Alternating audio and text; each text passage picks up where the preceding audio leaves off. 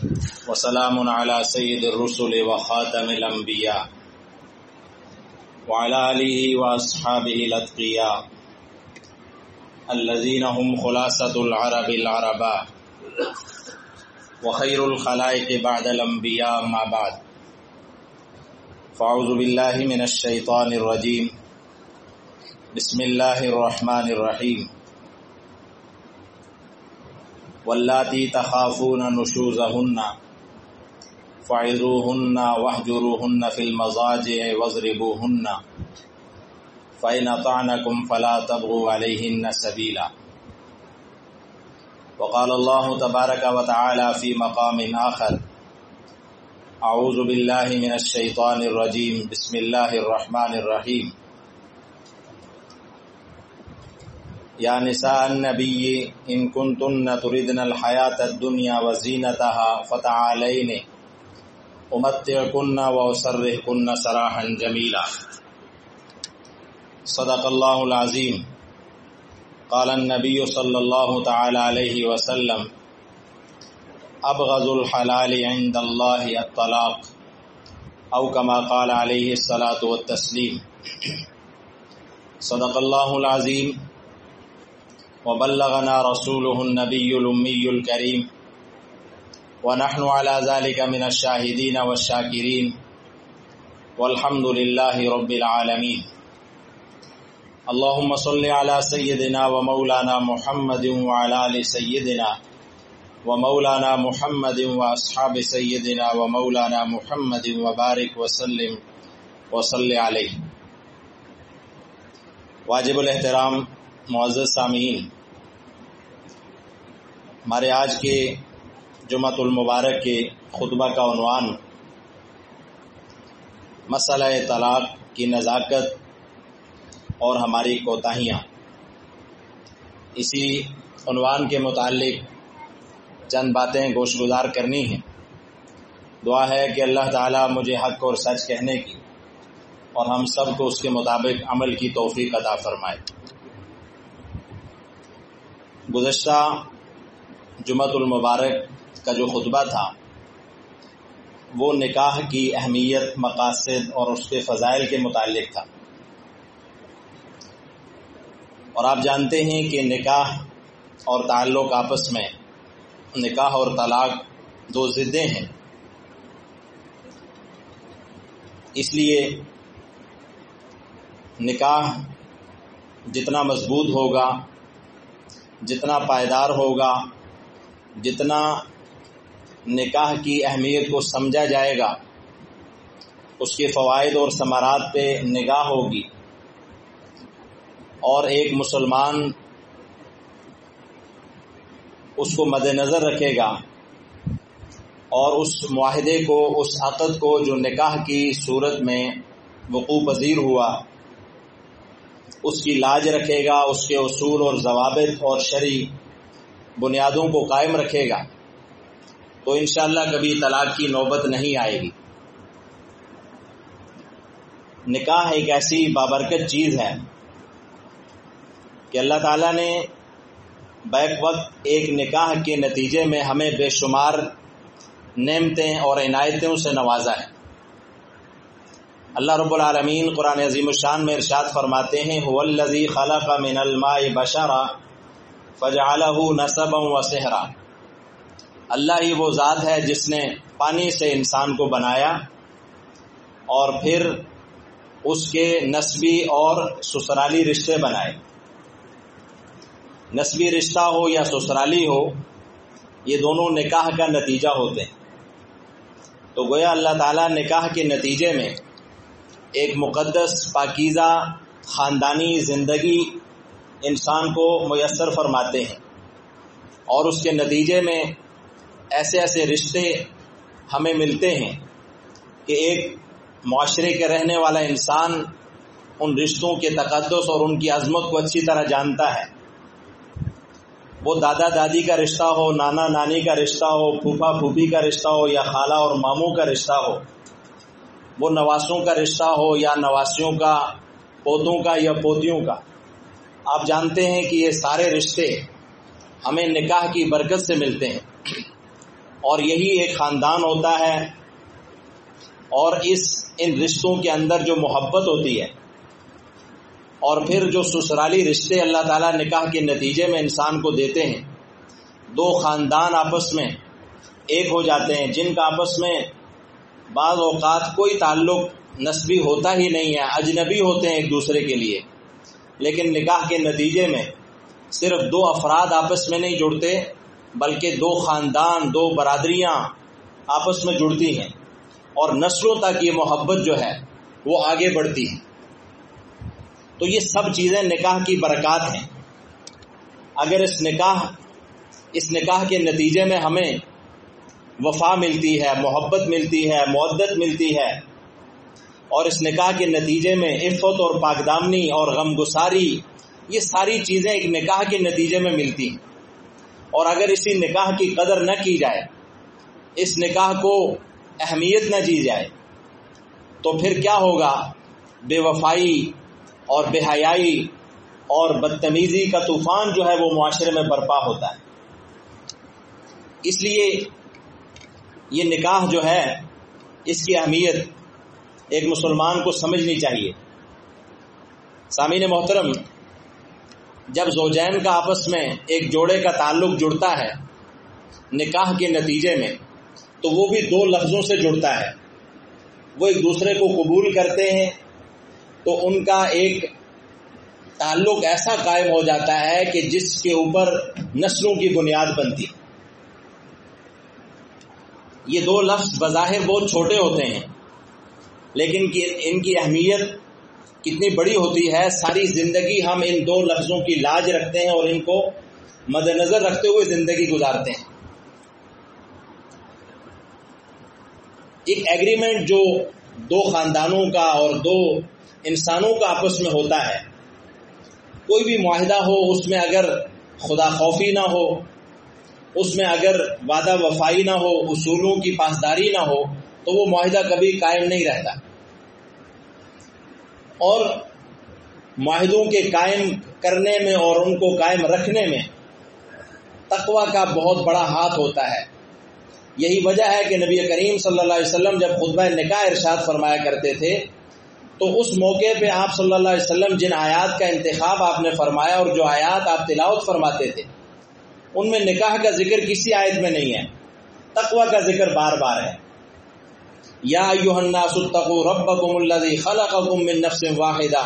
وخلق منها زوجها وبث منهما رجالا کثیرا ونساء واتقوا اللہ الذی، دو دفعہ تقوی کا ذکر۔ یا ایھا الذین آمنوا اتقوا اللہ وقولوا قولا سدیدا، اے ایمان والو اللہ سے ڈرو اور سیدھی بات کرو۔ یا ایھا الذین آمنوا اتقوا اللہ حق تقاتہ ولا تموتن، یہ آیات آپ صلی اللہ علیہ وسلم خطبہ نکاح میں تلاوت فرما رہے ہیں۔ مقصد کیا ہے کہ دونوں کو اس بات کی طرف متوجہ کرنا کہ اس رشتے کو تقویٰ کی بنیاد پہ ہی تم قائم رکھ سکتے ہو، خدا خوفی کی بنیاد پہ میاں بیوی ایک دوسرے کے متعلق جو ہے وہ خدا خوفی کو پیش نظر رکھیں، ایک دوسرے کے حقوق اور فرائض میں وہ اس بات کا خیال رکھیں گے کہ اللہ تعالیٰ نے ان پہ یہ ذمہ داریاں عائد کی ہیں، لہذا جتنا وہ ایک دوسرے کے حقوق کے متعلق اللہ سے ڈریں گے اور حقوق کی ادائیگی کریں گے، ان کا آپس کا تعلق بڑا مضبوط ہوگا اور سکھی ہوگا اور امن و سکون والا ہوگا۔ لیکن انسان ہے، ایک دوسرے کے رویے، مزاج ظاہر بات ہے مختلف ہوتے ہیں، طبیعتوں کا فرق ہوتا ہے، تو ایسے میں اس تعلق اور اس رشتے کی جو ہے نزاکت بہت بڑھ جاتی ہے، اور گاہے بگاہے موقع بموقع ایسے حالات پیش آ جاتے ہیں کہ شیطان انسان کو پھسلانے کی کوشش کرتا ہے، ورغلانے کی کوشش کرتا ہے۔ لہذا اللہ تعالیٰ نے قرآن کریم میں اس رشتے کو بچانے کے لیے، اس کی حفاظت کے لیے بہت ساری ہدایات جو ہے وہ اپنی کتاب میں نازل فرمائی۔ چنانچہ ہم چند آیات کا ذکر کرتے ہیں جن میں اللہ تعالیٰ نے ہمیں اصول اور ضابطے اور ہدایات دی تاکہ طلاق کی طرف ہم نوبت ہی نہ آئے، اور اس سے پہلے ہم اپنی اصلاح کریں، اپنے حالات کا جائزہ لیں۔ چنانچہ اللہ رب العالمین نے ایک جگہ فرمایا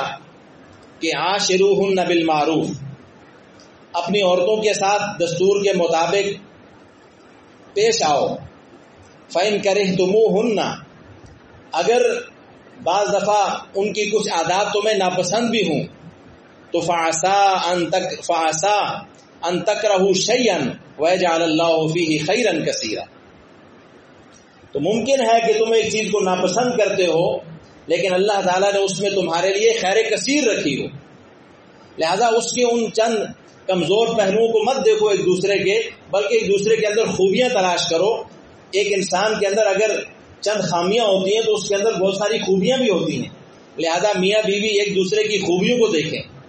اور ان خوبیوں کو مد نظر رکھیں گے تو انشاءاللہ وہ ایک دوسرے کی قدر کریں گے۔ اور اگر کچھ ناپسندیدہ چیزیں ہیں تو انہیں برداشت کیا جائے، اور اللہ تعالیٰ فرماتے ہیں کہ ایک چیز کو بعض دفعہ تم ناپسند کرتے ہوگے لیکن اس کے اندر اللہ نے تمہارے لیے خیر کثیر رکھی ہوگی۔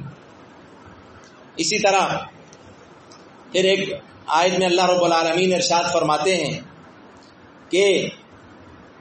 واللاتی تخافون نشوزہن، وہ عورتیں جن کے متعلق تمہیں نافرمانی کا خطرہ ہے تو فعظوہن، پہلا درجہ ان کو نصیحت کرو، انہیں سمجھاؤ، اتنا سمجھاؤ کہ تمہیں دوسری کی طرف جانے کی نوبت ہی نہ آئے۔ 3 اصول ہیں، فعظوہن، نصیحت کرو، ایک دوسرے کو سمجھاؤ۔ لہذا میاں بیوی جب نکاح کی صورت میں ایک دوسرے سے مل جاتے ہیں تو اللہ تعالیٰ کا حکم ہے کہ ایک دوسرے کو سمجھائیں، ایک دوسرے کو، اس کا اگر کوئی نہیں سمجھتا، بعض دفعہ ایک پڑھا لکھا ہوتا ہے، ایک ان پڑھ ہوتا ہے، ایک کے پاس جو ہے علم کی کمی ہوتی ہے، جو بھی ہے اس کو ایک دوسرے کو سمجھائیں وہ، اور اگر سمجھانے سے بھی بات نہیں بنتی تو وَاهْجُرُوهُنَّ فِي الْمَضَاجِعِ، پھر ذرا کچھ عرصہ جدائی اختیار کریں، بستر الگ کر دیں، تو انہیں ایک دوسرے کی اہمیت کا پتہ چل جائے گا کہ کون اس کی زندگی میں اس کا کتنا عمل دخل ہے اور وہ اس کے بغیر نہیں رہ سکتا۔ اور اگر یہ صورت بھی کارگر نہ ہو تو وَاضْرِبُوهُنَّ، پھر کچھ ہلکی پھلکی دستور کے مطابق سزا دے کر دیکھ لو، اگر بات نہیں بنتی تو پھر آپشن ہے آپ کے پاس جدائی کا۔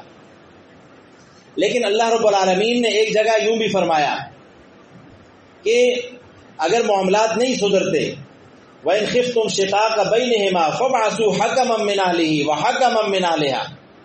اگر ایک دوسرے کی تمہیں نافرمانی کا خطرہ ہے، ایک دوسرے کی طرف سے زیادتی کا خطرہ ہے تو پھر کیا کرو، فَابْعَثُوا حَكَمًا مِّنْ أَهْلِهِ وَحَكَمًا مِّنْ أَهْلِهَا، تو ایک رشتہ دار جو ہے، ایک بڑا آدمی، وہ مرد کی طرف سے لو اور ایک عورت کی طرف سے لو، اور ان یریدا اصلاحا یوفق اللہ بینہما، اگر یہ دونوں، یہ جو ثالث ہیں، فیصلہ کرنے والے، پنچایت میں بیٹھنے والے، اگر یہ ان دونوں کے درمیان اصلاح قائم کریں گے، ان کی صلح آپس میں قائم کریں گے تو یوفق اللہ بینہما، اللہ بھی ان کے دل آپس میں جوڑ دے گا۔ یعنی کتنی جو ہے تدابیر اختیار کی جا رہی ہیں کہ یہ تعلق نہ ٹوٹے، یہ جڑے آپس میں، برادریوں کی، اور برادری کے اندر جو بڑے ہیں ان کو اس میں ڈالا گیا چونکہ وہ ان کے مخلص ہوں گے۔ لڑکی والوں کو جو ہے لڑکی سے محبت ہوگی، وہ نہیں چاہیں گے کہ اس کا گھر اجڑے، لڑکے والوں کو لڑکے سے محبت ہوگی، وہ بھی اس کا بھلا چاہیں گے، اور یوں جو ہے ان کا آپس میں صلح کا رشتہ قائم ہوگا۔ اور ساتھ ساتھ جو طلاق ہے اس کا مبعوض ہونا بیان فرمایا کہ ابغض الحلال عند اللہ الطلاق، طلاق اگرچہ حلال ہے لیکن اللہ تعالیٰ کو سخت ناپسند ہے طلاق لینے والا، اور یہ جو طلاق کا عمل ہے اللہ کو انتہائی ناپسندیدہ ہے۔ اور ایک حدیث میں آپ صلی اللہ علیہ وسلم نے ارشاد فرمایا، حضرت ثوبان رضی اللہ تعالیٰ عنہ راوی ہیں، فرمایا کہ جو عورت ایما امرأۃ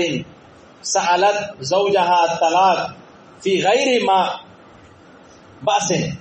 جو عورت بغیر کسی وجہ کے اپنے شوہر سے طلاق کا مطالبہ کرے فحرام علیہا رائحۃ الجنہ، تو اس عورت پہ جنت کی خوشبو بھی حرام ہے۔ اب دیکھیں اس کو ڈرایا گیا اس کے انجام سے کہ بلا وجہ، بلا ضرورت طلاق کا مطالبہ کرنا، طلاق لینا، یہ اپنے اوپر جنت کی خوشبو کو حرام کرنا ہے، تو متنبہ کیا جا رہا ہے کہ اس کی طرف نہ جاؤ۔ لیکن اسلام ایک ایسا مذہب بھی نہیں ہے کہ اگر ان کو وہ آپس میں نہیں جڑ سکتے، نہیں رہ سکتے، ہزار کوششوں کے باوجود بھی ان کا آپس میں نباہ مشکل ہے، تو ظاہر بات ہے اگر انہیں مجبور کیا جائے اس کے بعد بھی تو پھر کیا ہوگا؟ وہ حقوق ایک دوسرے کے پامال کریں گے، ایک دوسرے پہ ظلم کریں گے، زیادتیاں کریں گے، ناانصافیاں کریں گے اور معلق ہو کے رہ جائیں گے، اور پھر وہ جو ہے اپنے اس تعلق کو بظاہر تو وہ قائم ہوگا لیکن اندر سے وہ ٹوٹا ہوا ہوگا۔ لہذا اللہ تعالیٰ نے ان کے لیے جدا ہونے کا طریقہ بھی رکھا کہ اگر وہ نہیں نباہ چاہتے، نہیں رہ سکتے، تو پھر فَامْسِكُوهُنَّ بِالْمَعْرُوفِ، پھر یا تو انہیں اچھے طریقے سے، اگر نہیں ہو سکتا، نہیں اچھے طریقے سے رکھ سکتے تو سَرِّحُوهُنَّ بِالْمَعْرُوفِ، تو پھر انہیں اچھے طریقے سے دستور کے مطابق جدا کرو۔ لیکن قربان جائے اللہ کی ذات پہ، اس جدائی کے بعد بھی فرمایا وَلَا تَنْسَوُا الْفَضْلَ بَيْنَكُمْ، جدائی بھی ہو رہی ہے، اس کے باوجود ایک دوسرے کے ساتھ فضل کرنا، ایک دوسرے کے ساتھ نیکی اور احسان کرنا پھر بھی نہ بھولو، جدائی ہوتے ہوتے بھی اسے خوش کر کے رخصت کرو۔ تو سامعین محترم، اتنی احتیاط کے باوجود اگر نہیں بنتا تو اللہ تعالیٰ نے طلاق کا آپشن رکھا اور مرد کو یہ جو ہے اختیار دیا کہ وہ اپنی عورت کو اگر ان ساری کوششوں کے باوجود بھی نہیں ہوتا تو وہ طلاق دے۔ اور فرض کرے مرد کی طرف سے کوئی ایسا مسئلہ نہیں ہے اور عورت جو ہے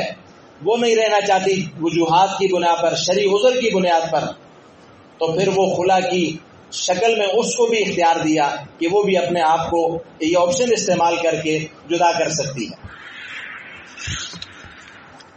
انتہائی ضروری چیز یہ ہوتی ہے کہ جب ایک مسلمان نکاح کرتا ہے تو اسے نکاح کے بارے میں جو شریعت کا جو علم ہے اسے حاصل کرنا چاہیے کہ اس نکاح کے اصول اور ضابطے کیا ہیں اور کیسے اس نکاح کو میں قائم دائم رکھ سکتا ہوں۔ اور اسی طرح ایک شادی شدہ انسان کو طلاق کے مسائل کا بھی بنیادی طور پہ پتہ ہونا چاہیے کہ اگر خدا نخواستہ اسے طلاق دینی ہی پڑ جاتی ہے یا عورت کو کہ اسے طلاق لینی پڑ جاتی ہے تو پھر اس کی کیا صورت ہے، جائز صورت۔ لہذا یہ چیزیں بھی جو کہتے ہیں نا کہ طلب العلم فریضۃ علی کل مسلم، کہ علم حاصل کرنا ہر مسلمان مرد عورت پہ فرض ہے، وہ یہ علم ہے۔ جیسے ہم کوئی خرید و فروخت کرتے ہیں تو ہمیں پتہ ہوتا ہے کہ اگر یہ چیز مجھے واپس کرنی پڑی تو اس کا کیا طریقہ کار ہوگا، بے اگر فسخ کرنا پڑی تو کیا طریقہ کار ہوگا۔ اسی طرح ایک معاہدہ ہے، اگر یہ ہمیں توڑنا پڑتا ہے بالفرض و تقدیر تو اس کا کیا طریقہ کار ہے، یہ بھی ایک مسلمان کو پتہ ہونا چاہیے۔ تو سامعین محترم، جو طلاق ہے عرف عام میں اس کا سیدھا سادہ مطلب ہے کہ نکاح کو توڑنا، نکاح کا جو عقد ہے اس سے آزاد ہونا۔ تو طلاق جو ہے بعض دفعہ اس کی شکل جو ہوتی ہے واجب کی ہوتی ہے، یہ طلاق دینا ضروری ہو جاتا ہے جب آپ عورت کے حقوق نہیں ادا کر سکتے،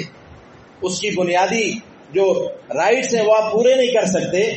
تو آپ کو یہ کوئی اختیار نہیں ہے کہ آپ اس کو اس طرح سے اپنے ساتھ جوڑ کے رکھیں، ضد پہ اڑے رہیں کہ جی میں نے طلاق بھی نہیں دینی، رکھنا بھی نہیں ہے اور چھوڑنا بھی نہیں ہے۔ جو ہمارے یہاں ایک لفظ پھر استعمال ہوتا ہے ضد میں آ کے،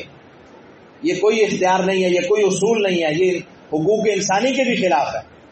تو اگر آپ نہیں رکھ سکتے، حقوق نہیں پورے کر سکتے تو شریعت آپ کو کہتی ہے کہ آپ اسے عزت کے ساتھ رخصت کریں۔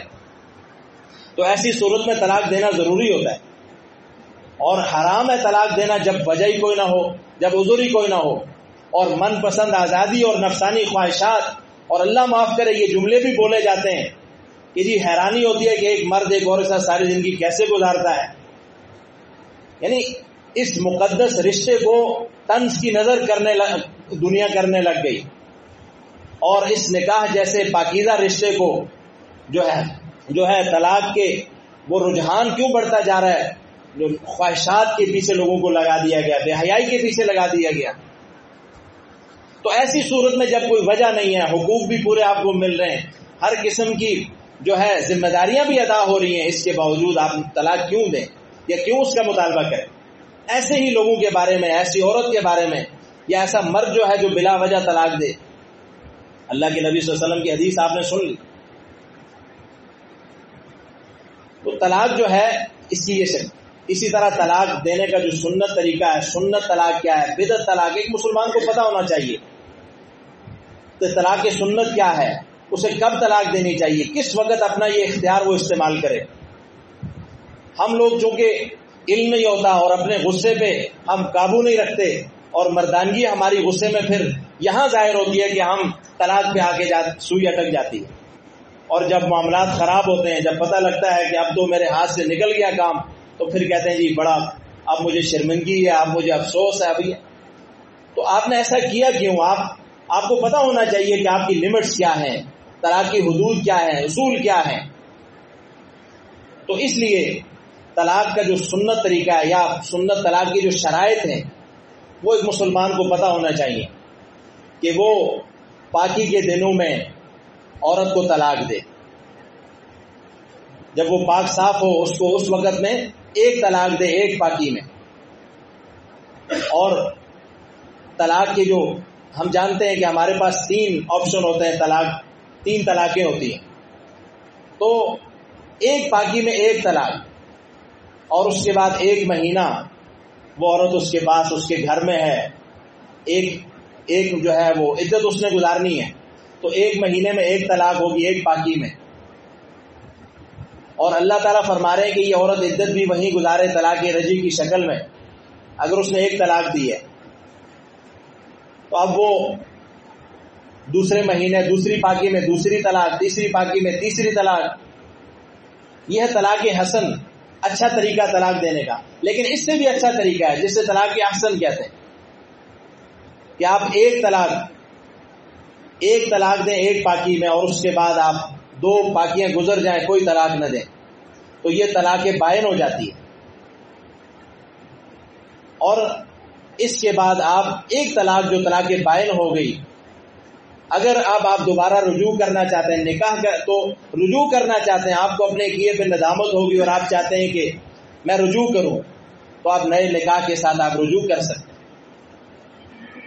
نئے نکاح کے ساتھ. لیکن اگر ایک مہینے میں آپ ایک پاکی میں 1 طلاق دیں گے تو ان 1 طلاق کے بعد رجعی صورت میں آپ 1 طلاق کے بعد پھر رجوع کر سکتے ہیں، دوسری طلاق کے بعد پھر رجوع کر سکتے ہیں، اور پھر تیسری طلاق جب آپ نے دے دی اب آپ کے پاس رجوع کرنے کا معاملہ ختم ہو گیا. 3 طلاقیں اس طرح سے آپ کی پوری ہو گئی.